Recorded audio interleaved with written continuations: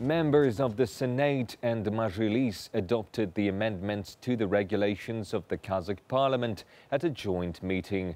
The document was supplemented with a new chapter, namely adoption of constitutional laws, which provides for the joint consideration of such bills by both. Сенат пен мәжіліс депутаттарының бірлескен отырысында парламенттің жұмыс регламентіне енгізілген өзгерістер қабылданды. Ол конституциялық заңдарды қабылдау деп аталатын жаңа тараумен толықты. Оған сәйкес енді бұндай жобалар қос палатамен бірге талқыланады. Сондай-ақ парламентке енгізілген үкімет бастамаларын дереу қарауға қатысты түзетулер қосылды. Бұған қоса парламенттің премьер-министрдің баяндамасын тыңдау рәсімі де өзгерді. Ел конституциясына сәйкес бұдан былай министрлер кабинетінің басшысы парламент депутаттарына үкімет қызметінің негізгі бағыттары және оның барлық маңызды шешімдері туралы құлағдар етуге міндеттелмек. Оның баяндамасы палаталардың бірлескен отырысында тыңдалатын болады. Процедуралық жаңалықтардың бірі дауыс беру хаттамаларын ресми сайтта жариялау. Дәл осы міндетті талаптар отырыстардың тікелей көрсетілімдеріне де қатысты болмақ. Халық қалаулыларының пікірінше, бұл өзгерістер ең алдымен заң шығару үрдісінің ашықтығын қамтамасыз етеді.